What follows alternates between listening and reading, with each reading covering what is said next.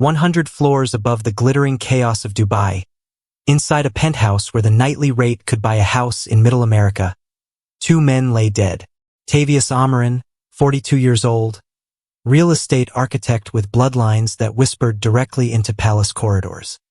His life pooled beneath his skull across Italian marble, the color of winter clouds, spreading like spilled ink across an unfinished letter. Beneath that tower of glass and ambition, on concrete that had never known such violence, lay Demetrius Castellane, 29 years old, born into shipping wealth that moved mountains of cargo across 3 continents. The crowd forming around his broken body grew with each heartbeat, each siren wail, each flash of horror spreading through the pre-dawn darkness. Inside that penthouse, the story written in shattered glass and overturned furniture spoke a language investigators didn't want to learn. Medical documents scattered like autumn leaves, bloodstains that asked questions nobody wanted to answer. And at the center of this catastrophe, the ghost of a woman who'd vanished into the Arabian night, leaving behind only destruction and silence. But this carnage didn't begin in the world's most expensive city. This story starts 7,000 miles west, in Tulsa, Oklahoma. A story about an American woman named Rochelle Vanguard who knowingly infected for wealthy men with HIV while collecting enough money to buy a different life. A story about hunger, calculation, and the exact moment when wanting everything transforms into losing your soul. 2 corpses, for men carrying an incurable virus. An international manhunt that continues at this very moment. And at the center, a woman from America's heartland who stopped seeing human beings and started seeing bank accounts. Opportunities. Escape routes painted in other people's blood. Before we go further, hit that subscribe button right now. And listen. As you do, may blessings rain down on you and everyone you love. May your life overflow with exactly what you need. Now, let's walk backward through time to a neighborhood in Tulsa where a little girl learned lessons about survival that would one day lead to bodies in the world's tallest building. Rochelle Vanguard wasn't born carrying darkness. Nobody arrives that way. She entered the world in North Tulsa, Oklahoma, 29 years before that blood-soaked penthouse, born into a neighborhood that had already calculated her worth. The answer came back cruel and quick. Not much. North Tulsa. Not the renovated blocks they photograph for progress reports. The actual North Tulsa, where streetlights stay broken for half a year because city maintenance doesn't prioritize zip codes like these. Where your neighbor's house burns and you already know the fire trucks will arrive 20 minutes after it matters. Where poverty isn't just empty pockets, it's being erased, forgotten, invisible. Rochelle's mother, Diana Vanguard, juggled 3 jobs to keep electricity running. Morning shift at a diner, 5 in the morning until noon. Then racing across town to scrub office buildings downtown, 2 until 6. Weekends at a nursing facility, cleaning up after people whose retirement funds held more money than Diana would touch in 3 lifetimes. Young Rochelle would sit in the back corner booth of that diner, finishing homework, eating pancakes too cold to serve paying customers. She'd watch her mother smile at people who never tipped, never learned her name, never saw her as fully human. Just the woman who delivered eggs and refilled coffee. Diana, exhausted as she was, defeated as she'd become, told Rochelle 2 things on repeat. Study hard. Don't trust men. The first was survival strategy. The second was earned wisdom. Rochelle's father left before memory could form his face. Just another man constructing promises he never intended to keep. Her mother's boyfriends cycled through like seasons. They'd arrive speaking about forever, about building something lasting, about being different from all the others. Then rent came due or life got complicated or they simply got bored and they'd disappear. Another broken promise. Another lesson carved into young bones. Rochelle watched her aunts raise children alone. Watched her cousin's father show up late to birthdays with cheaper gifts and emptier excuses each year. Watched the women in her family work themselves toward early graves while the men who'd left babies in them moved on to fresh women, fresh promises, fresh lies. By 15, Rochelle had formed a conclusion that would shape every choice that followed. A conclusion that would eventually lead to 4 infected men and 2 corpses in Dubai. Men lie, men take, men use women and give nothing back. That's just the game. And if that's the game, Rochelle decided, she might as well win it. Now, Rochelle was beautiful. That's not vanity, that's documented fact. Deep brown skin that seemed to hold light even under Oklahoma's brutal sun. The kind of face that cameras loved instinctively. A smile that could disarm anger, make a man forget his next sentence. By 16, Rochelle had discovered something that would become her survival strategy. Beauty was currency, maybe the only currency she'd ever control. Her first real boyfriend, high school junior with parents who had money. He bought her first car. Well, technically his parents bought it for him. But when Rochelle smiled the right way, made him feel like the man he imagined becoming, he transferred that title into her name. Her first transaction. Her first taste of what her face could purchase. College boyfriend paid her rent for 6 months. She never loved him, but she laughed at his jokes, made him feel clever, made him feel necessary. He paid. Simple as that. The manager at the restaurant where she waitressed kept her in designer bags. Real ones, not the knockoffs. She'd meet him twice weekly in his car after her shift ended. His wife never discovered. Rochelle never felt guilty. These men were adults. They made choices. And if they chose to spend money on her, well, that was business. Clean, simple, honest in its dishonesty. By 25, Rochelle had developed a system, a set of rules she never violated. Never fewer than 3 men in rotation. Never get attached. Never believe the lies about leaving their wives. Never give anything you couldn't afford to lose. Keep your heart locked up tight because the moment you start feeling something genuine, that's the moment you lose. Love wasn't real. Love was the con that weak women fell for. Love was what left you broken and broke, crying in a parking lot at 2 in the morning, wondering how you're going to feed your kids. But money was real. Money didn't lie. Money didn't leave. Money didn't make promises it couldn't keep. Rochelle wanted money.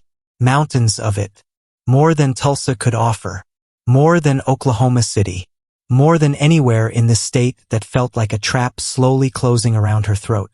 She was 26 years old, working bottle service at a club downtown, carrying overpriced vodka to men who thought tipping her $50 earned them the right to grab her waist. And one night on her break, scrolling through Instagram in the bathroom while her feet throbbed in heels she could barely afford, Rochelle saw something that would change absolutely everything. A photograph. A black woman, darker skinned than Rochelle even, standing on a yacht so white it seemed to glow against sapphire water. Behind her, a city skyline that looked like something from science fiction. Towers of glass and steel rising from desert sand. The Burj Khalifa piercing the sky like a needle through fabric. Dubai. The caption said just one word, blessed, followed by money bag and champagne glass emojis. Rochelle clicked on the profile, then another profile, then another. Suddenly she was falling down a rabbit hole into a world she never knew existed. Black American women, women who looked like her, women who came from nothing like her, living like millionaires in Dubai. Designer everything. Birkin bags, Louboutin heels, private jets, luxury hotels with views that cost more per night than Rochelle made in a month. And in the comments, in the whispers between the lines, she learned about the men who made this lifestyle possible. Arab men, oil money, old money, the kind of wealth that spans generations. Men who would pay American and European women thousands of dollars just to be seen with them, just to have them at parties, just to have them on their arms, in their beds, in their worlds. They called it companionship. Everyone knew what it really was. But the money was real. That night, lying in her studio apartment in North Tulsa, listening to police sirens in the distance and her neighbor's music pounding through walls thin as paper, Rochelle made a decision. She was going to Dubai. Whatever it took, however long it took. She was getting out of Oklahoma, getting out of poverty, getting out of a life where she'd watched her mother work herself to death for absolutely nothing. But first, she needed legitimacy, a backstory, a brand. Because the women making real money in Dubai weren't desperate. They were exclusive. They were polished. They were products that had been carefully packaged and marketed. Rochelle needed to become that product. And she knew exactly how she was going to do it. But before any of that could happen, before she could execute her plan, Rochelle went to a free clinic in North Tulsa. She'd been feeling wrong for weeks. Tired all the time, feverish, night sweats that would soak her sheets. She thought it was stress, maybe the flu, maybe she was just run down from working too much. The doctor ran standard blood work, told her they'd call with results in a few days. When her phone rang 3 days later and she saw the clinic's number, something in the doctor's voice told her everything before he said the words. HIV positive. Rochelle sat in that clinic chair, the smell of antiseptic burning her nose, and felt her entire future collapse. Because HIV meant disclosure, meant telling every man, meant watching them run, meant the end of the life she wanted before she'd even started building it. The doctor explained about viral loads and CD4 counts, about antiretroviral therapy, about how it's manageable now, not the death sentence it used to be. People with HIV live normal lives, long lives. You can even have children safely if you stay on medication. But then he said something else, something Rochelle would remember every day for the rest of her life. In Oklahoma, knowingly transmitting HIV is a felony. 5 years minimum in state prison. You have a legal obligation to disclose your status to any sexual partner. Rochelle went to 2 follow-up appointments, got her medication, picked up the prescription. 3 months supply. Little orange pills in a white bottle that would cost $1,500 a month without insurance. And Rochelle had no insurance. She did the math. $1,500 a month for medication. Doctor visits every 3 months at $200 each. Lab work every 6 months at $500. She was looking at $20,000 a year minimum just to manage a disease that would mark her forever. $20,000 she didn't have to manage a diagnosis that would end every dream she'd ever had. Or she could just not tell anyone. Not take the medication. Pretend the diagnosis never happened. For 3 weeks, those pills sat in her medicine cabinet. She'd open the bottle sometimes, stare at them, think about what they represented. A future of disclosure and rejection and poverty. Of watching every dream she'd ever had dissolve because of a virus she got from a man whose name she barely remembered. And then she met Brennan Whitlock. Brennan Whitlock was a good man. Remember that, because what's about to happen to him, he didn't deserve any of it. Brennan was 38 years old, owned 2 car dealerships in Oklahoma City, drove a Mercedes S-Class that he washed every Sunday morning like clockwork. The kind of man who still opened doors for women, who paid for dinner without making a show of it, who believed in building something lasting, something real. He was kind, stable, responsible. Boring, if we're being honest. Everything Rochelle had trained herself not to want. But Brennan had something Rochelle needed. Money, credibility, access to a world she was going to use as a stepping stone. They met at a charity gala in the spring. One of those events where Oklahoma City's wealthy gathered to feel good about writing checks. Rochelle crashed it, bought a dress she couldn't afford, did her makeup in the parking lot, walked in like she belonged there. Brennan noticed her immediately, walked right up, introduced himself, asked about her work, her interests, her dreams. He was genuinely interested, actually listened when she talked. And Rochelle saw an opportunity. They dated for 4 months. Brennan fell in love somewhere around week 3. You could see it in the way he looked at her, the way he'd check his phone hoping for her text, the way his whole face would light up when she walked into a room. Rochelle never fell. Not even close. She was working. She studied his world like it was a language she needed to learn. How wealthy people talked, how they dressed, how they moved through spaces with that quiet confidence that comes from never having to worry about money. She took mental notes at every dinner party, every business function, every casual lunch with his friends. She used his credit cards to buy professional photography equipment, lighting, a good camera, told him she wanted to get into content creation. He thought it was adorable, supportive boyfriend that he was. He encouraged her.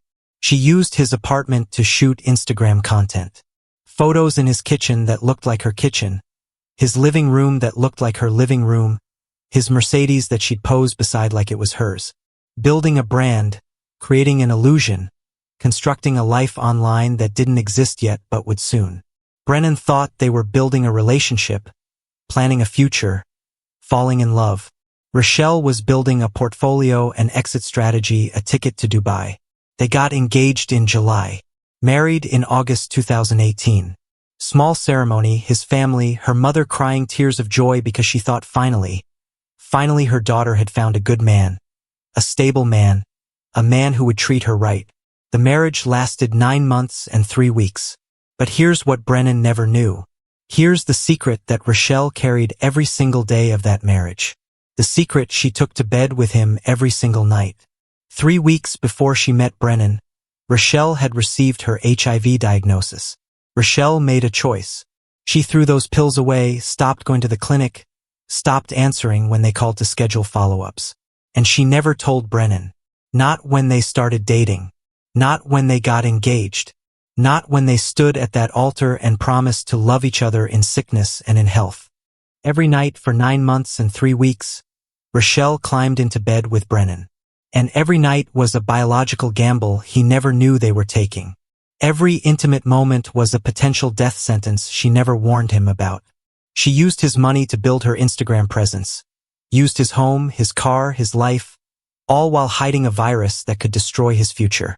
And then Rochelle got pregnant. Brennan was overjoyed. Started talking about baby names, about converting the spare bedroom into a nursery, about the family they were going to build together. His mother called crying happy tears, started knitting baby blankets. Rochelle scheduled the abortion for the following Tuesday. Didn't hesitate. Didn't tell him she was going. Because a baby meant staying in Tulsa forever. A baby meant responsibility and sacrifice and everything that would keep her trapped in Oklahoma. And more than that, the baby could be infected. The doctors had told her 25% chance of transmission without treatment. She terminated the pregnancy at 8 weeks, went alone, drove herself home. That night when Brennan came home from work, she told him she'd miscarried. Brennan held her while she cried. Manufactured tears, practiced grief. His family sent flowers and casseroles and cards about divine plans and how they'd try again when the time was right. Rochelle felt absolutely nothing except relief. 3 months later, she filed for divorce. Told Brennan she needed to find herself. That the loss had changed her. That she needed space to heal and grow and figure out who she was. Brennan begged her to stay. Offered to go to counseling. Offered to give her space but stay married. Offered anything if she'd just give them another chance. Rochelle's lawyer had already drafted the papers. She walked away with $47,000. Half of everything they'd accumulated during the marriage, alimony for 2 years, and the Instagram profile she'd built using his life as a backdrop. Zero remorse. Because in Rochelle's world, Brennan Whitlock was just another transaction. Another stepping stone. Another man she'd used to get what she needed. And what she needed was Dubai. By the way, Brennan tested negative. By some miracle, by some incredible stroke of luck, he never contracted HIV from the 9 months he spent sleeping beside a woman who knew she was positive and never said a word. But he didn't know that yet. Wouldn't know to get tested until years later, when the FBI came calling with questions about his ex-wife who'd infected multiple men in Dubai and left 2 of them dead. July 2019. Rochelle Vanguard stepped off Emirates Flight 217 into Dubai International Airport with $47,000 in her bank account, a suitcase full of fake designer clothes, and a secret that would destroy 6 lives. The heat hit her like a physical wall. 110 degrees. The kind of heat that makes you question every decision. But Rochelle wasn't questioning anything. She was 29 years old, freshly divorced, and she just stepped into a city where women like her could make more money in a month than she'd seen in her entire life. She'd done her research, spent months in online groups, talked to other women who'd made the journey. She knew that Black American women were considered exotic in Dubai, could command higher prices than the Russian and Ukrainian women who flooded the market. She knew which hotels to be seen at, which clubs the wealthy frequented, which fixers to contact. She rebranded herself as Roxanne. Not Rochelle from Tulsa. Roxanne. International, mysterious, exclusive. She rented a studio apartment in Dubai Marina. 28th floor. Floor-to-ceiling windows overlooking the water. The view was perfect for Instagram. That's all that mattered. She bought realistic fake designer pieces from vendors in Dara who swore they were indistinguishable from the real thing. created an entire wardrobe, an entire aesthetic, an entire illusion. The illusion of wealth to attract actual wealth. Her first client came within 10 days. A businessman, not royal family, but wealthy enough. He'd seen her at a hotel bar, sent someone over with his card. They met for dinner. He offered $8,000 for the weekend.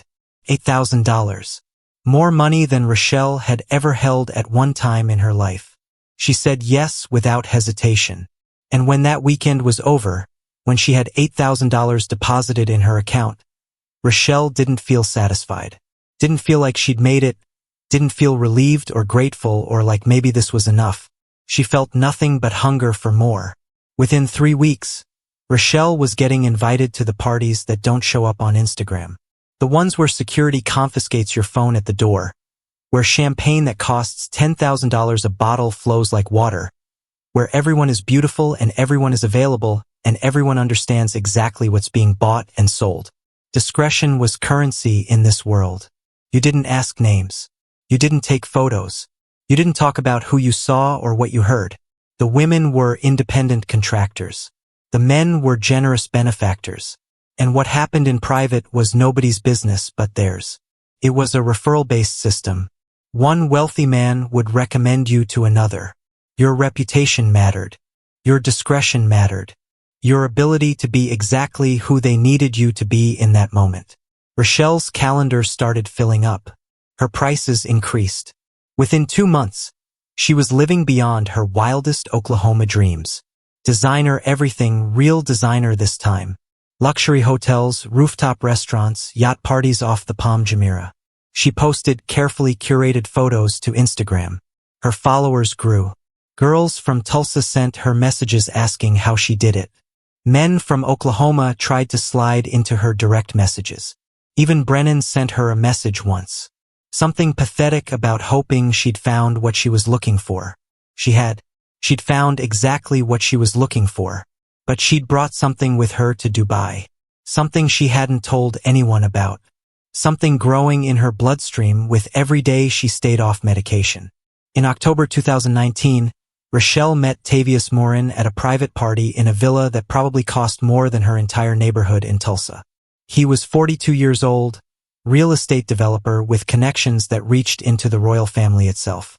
Sharp dresser, Rolex that cost more than a car.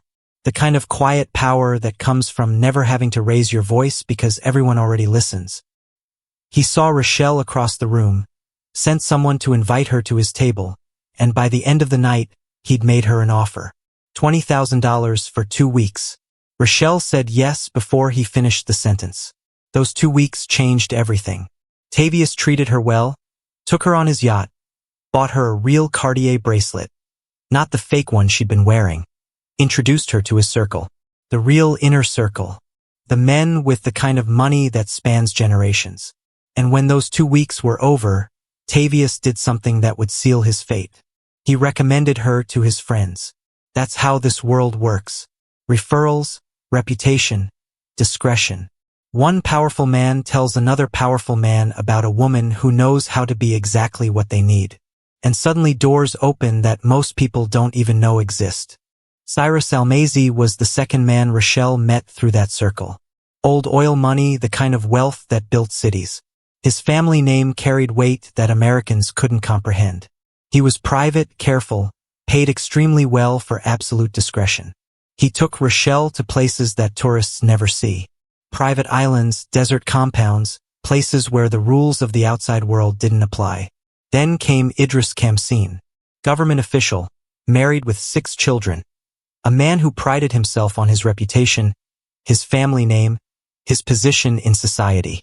He met Rochelle through a mutual connection, paid $30,000 for 3 weeks, rented a private villa in Jumeirah where no one would see them, where his carefully constructed public image would remain intact. He had more to lose than the others. A political career, a family that didn't know about his secret life. And every time he was with Rochelle, he was risking all of it.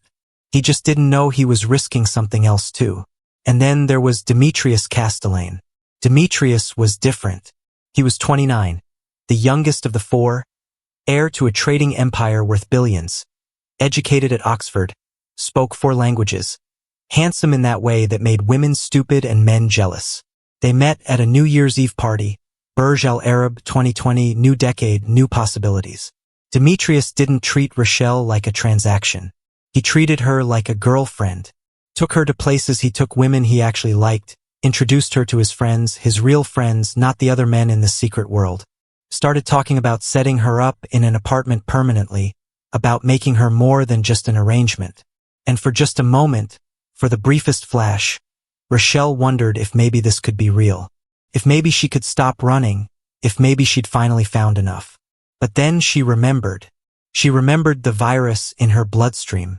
She remembered that Demetrius would run the second he found out. They all would. So she pushed the thought down and kept playing the role. November 2019. Tavius Morin woke up with a fever that wouldn't break. At first, he thought it was the flu, maybe a bad cold. He was 42, healthy, active. He'd just gotten back from a business trip to London. Probably picked up something on the plane. But the fever didn't break. Days passed. Then a week. He started losing weight. Night sweats soaked his sheets. Exhaustion that sleep couldn't fix. Something was wrong. Really wrong. His private doctor ran tests. Blood work. Full panel. The kind of comprehensive screening that wealthy people get when something feels off. 3 days later, Tavius was sitting in his office overlooking Dubai Creek when his doctor called. He could tell from the tone, that specific tone doctors use when they're about to change your life forever. HIV positive. For a full hour, Tavius Morin, real estate developer connected to royalty, a man who'd built towers that touched the sky, sat at his desk without moving, without speaking, just staring out at the city he'd helped build. His mind raced through the possibilities. How, when, who. He'd been careful, always discreet, always with women who seemed professional, clean, safe. And then he started thinking about the timeline, about the women he'd been with in the past year. And one face kept coming back. One name, Roxanne. The American woman, beautiful, sophisticated, the one he'd recommended to his friends because she'd been so perfect, so exactly what they needed. Tavius picked up his phone, made a call. A discreet call, the kind you make when your entire world is collapsing and you need to know if you're collapsing alone. He called Cyrus Almazy first. They'd known each other for 20 years, been to each other's weddings. Their children played together. If anyone would understand, would listen without judgment, it was Cyrus. The conversation was careful, coded, but the message was clear. Get tested. Now. And if you've been with an American woman who calls herself Roxanne, get tested immediately. Cyrus went to his doctor the next day. Results came back in 72 hours. Positive. Then Tavius called Idris Kamseen, government official, family man, 6 children, a reputation that had taken decades to build. The phone call was even more careful, even more coded. But the urgency was unmistakable. Idris got tested, waited by his phone like a man on death row waiting for the governor's call. Positive. And then there was Demetrius. Young Demetrius, who'd actually thought he was falling in love, who'd talked about setting Roxanne up permanently, about making her part of his real life. Tavius called him last. Demetrius laughed at first, said it was impossible. He'd just been tested 6 months ago for an insurance policy. He was clean. He was fine. But Tavius's voice made him go anyway. Made him walk into a private clinic and roll up his sleeve and wait 3 days for results that would destroy everything. Positive. For men. All tested positive for HIV. And when they compared notes, when they laid out the timeline, a pattern emerged that made them all sick with a different kind of nausea. They'd all been with the same woman. Roxanne. The American. The one with the Oklahoma accent she tried to hide. The one who'd been with all of them between July and October 2019. Now, they could have gone to the police, filed reports, started a formal investigation. But these men couldn't afford that kind of scandal. Their families, their businesses, their reputations, their wives who didn't know about their secret lives. So they hired a different kind of investigator. The kind who work for people who can't afford to have their names in police reports. The kind who have access to systems that regular investigators don't. The kind who solve problems for royal families and billionaires. And they told these investigators one thing. Find her, find out everything, and do it fast. Took less than a week. Her real name wasn't Roxanne Martinez. It was Rochelle Vanguard. Born in Tulsa, Oklahoma. Grew up in poverty, mother worked 3 jobs, father absent. Classic story of desperation and survival. The investigators found her ex-husband, Brennan Whitlock, owned 2 car dealerships in Oklahoma City. When they approached him, when they asked about his ex-wife's health during their marriage, Brennan went pale. She'd had unexplained illnesses, he said. Fevers, fatigue. She told him it was stress, maybe anemia. He'd believed her because why wouldn't he? She was his wife. Had she ever mentioned being tested for anything? Ever disclosed any diagnosis? Brennan shook his head. No, never. Nothing. The investigators thanked him and moved on. And Brennan was left standing in his car dealership wondering what his ex-wife had done. Then the investigators found the smoking gun. Medical records from a free clinic in North Tulsa. They had connections everywhere. Money opens doors that should stay locked. The records were clear. Rochelle Vanguard diagnosed HIV positive in early 2018. Attended 2 follow-up appointments, picked up 1 prescription, and then nothing. No more appointments, no more refills. She just stopped. But the diagnosis was there, dated and documented. Proof that she knew. She'd known for over a year before she ever stepped foot in Dubai. She'd known when she married Brennan, known when she got pregnant, known when she terminated that pregnancy, known when she divorced him and took his money. And she'd known when she slept with Tavius Murin, when she slept with Cyrus Almazy, when she slept with Idris Kamseen, when she slept with Demetrius Castellane. She'd infected them knowingly, deliberately, while collecting hundreds of thousands of dollars and posting Instagram photos of a life built on their suffering. When the investigators presented their findings, the 4 men reacted differently. Cyrus wanted her arrested, extradited to the UAE where HIV transmission carries sentences that would make American prosecutors sick. He wanted her to face trial, to be held accountable under a legal system that doesn't mess around with crimes like this. Idris wanted something else entirely. He had resources that didn't involve courtrooms. People who solve problems permanently, quietly. He didn't want her arrested. He wanted her disappeared, gone, erased from existence like she tried to erase them. Demetrius just wanted to understand why. He'd actually liked her. Thought maybe it could be real. Now he was infected with an incurable virus and the woman he trusted had known the entire time. He wanted to look her in the face and ask her how. How could she do this? But Tavius had just received news that made him want to burn the world down. His youngest wife had tested positive. She was 24 years old. They'd been married for 2 years. She'd never been with anyone else. The virus came from him, which meant it came from Rochelle. A 24-year-old woman who'd done nothing wrong was now infected with HIV. Would spend the rest of her life managing a disease, taking medication every day, facing stigma in a culture where these things aren't discussed openly. All because her husband had slept with an American woman who'd seen him as nothing more than a paycheck. Tavius didn't want her arrested, didn't want her disappeared. He wanted her to suffer, wanted her to feel a fraction of the pain she'd caused. They made a plan, all 4 of them. A final meeting. They'd confront her, show her the evidence, get answers, make her explain how she could do this to them, to Tavius's wife, to their families, to their futures. And then they'd decide what justice looked like. The trap was set. They'd use the same system that brought them together. A fixer, a message about a high-paying client, an offer she wouldn't refuse.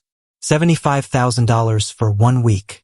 Burj Khalifa penthouse, high-profile businessman who valued discretion. They knew she'd come. She always came when the money was right. They just had to wait. February 2020. Rochelle's phone buzzed with a message that would lead to 2 dead men and the end of everything she'd built. New client. High-profile businessman. Extremely private. Burj Khalifa penthouse. $75,000 for 1 week. Rochelle didn't question it. Didn't wonder why the price was so high. Didn't ask why this mysterious client wanted to meet at the most famous building in Dubai. The price was right. The location was impressive. Another wealthy man. Another transaction. Another week of living the life she'd clawed her way into. She packed her best clothes. The real designer pieces she'd bought with money from men who were now dying because of her. She spent 2 hours on her hair and makeup, got her nails done, made sure every detail was perfect. She stood in front of her bathroom mirror practicing her smile. The one that made men feel special. The one that made them believe she actually wanted to be there. She had no idea she was getting ready for an ending. The Burj Khalifa. 160 floors of glass and steel piercing the desert sky. The tallest building in the world. A monument to excess and ambition and the kind of wealth that most people can't comprehend. The elevator climbed. 80 floors, 90, 100. Her ears popped. Her reflection stared back at her from the polished gold walls. Beautiful, confident, successful. A woman who'd made it. The elevator stopped at floor 156. The doors opened directly into the penthouse. The space was stunning. Floor-to-ceiling windows overlooking the entire city. Dubai Marina, the Palm Jumeirah, the desert beyond stretching into darkness. Rochelle stepped inside. Her heels clicked on the marble. She was already smiling, already shifting into character, already becoming whatever this man needed her to be. But when she turned toward the living room, when she saw who was waiting for her, her smile died on her face. It wasn't a new client. It was Tavius. Tavius Morin, looking thinner than she remembered, his eyes hollow, his expensive suit hanging slightly loose on his frame. And next to him, Demetrius. Young, handsome Demetrius who'd talked about setting her up permanently, who'd treated her like a girlfriend, who'd looked at her like she was more than just a transaction. He wasn't looking at her like that anymore. On the coffee table between them, spread out across the marble surface like evidence at a crime scene, were papers, medical documents, lab results, and even from across the room, even in the dim light, Rochelle recognized them. Her records from the clinic in Tulsa, the diagnosis she tried to bury, the secret she'd killed to keep. Demetrius spoke first. His voice was shaking. Anger and hurt and betrayal all tangled together. We know everything. The confrontation happened fast. Words turned to shouting. Shouting turned to violence. And in the chaos, in the struggle, Tavius fell. His head hit the floor-to-ceiling window with a sound like a gunshot. The glass didn't break. These windows were designed to survive sandstorms, to withstand 100-mile-per-hour winds. But Tavius's skull couldn't withstand that kind of impact. He dropped, just collapsed. Demetrius checked for a pulse with hands that were shaking so badly he could barely feel anything. Nothing. Tavius Morin was dead. Demetrius looked at his hands, looked at Rochelle, looked at his friend's body. And when he spoke, his voice was barely a whisper. This is your fault. All of this. Everything. You did this. He walked to the balcony door, the one that led to the private terrace 156 floors above the street. He opened it. The sound of the city rushed in. Demetrius walked to the railing, looked down at the street below. So far down the people looked like ants. The cars like toys. Rochelle finally understood what was about to happen. Demetrius, please don't do this. He didn't turn around. Just stood there, hands on the railing, looking down at 156 floors of empty air. Please, we can fix this. How do we fix this, Rochelle? How do we fix Tavius being dead? How do we fix 4 men infected with HIV? How do we fix my friend lying in his blood because you couldn't stop taking and taking and taking? I'm sorry. The words came out automatically. Hollow, meaningless. Demetrius smiled. Sad and broken and final. No, you're not. You're sorry you got caught. That's all. He climbed over the railing. Goodbye, Rochelle.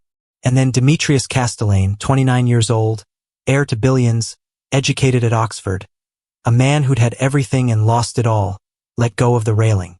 Rochelle screamed, ran to the edge, looked over, watched him fall. 156 floors. It took almost 6 seconds. She saw the moment his body hit the pavement, saw the crowd start to gather immediately, heard the sirens start. She stood there frozen. 2 men dead. One on the marble behind her, one on the street below. Both because of her. Both because she'd chosen money over humanity.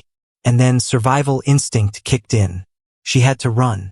Rochelle grabbed her purse, left everything else. Her shoes, her luggage, her phone with all her contacts, all her carefully curated Instagram content. She ran barefoot down the service stairs, her $4,000 dress torn and covered in blood. Glass cuts on her hands, leaving red smears on the railing. 156 floors. She ran down every single one, her feet bleeding, her lungs burning. Behind her, somewhere above, Tavius's body was getting cold on marble floors. Below her on the street, Demetrius's body was surrounded by a growing crowd, and Rochelle just kept running. She made it out of the building, flagged a taxi. The driver took one look at her and hesitated.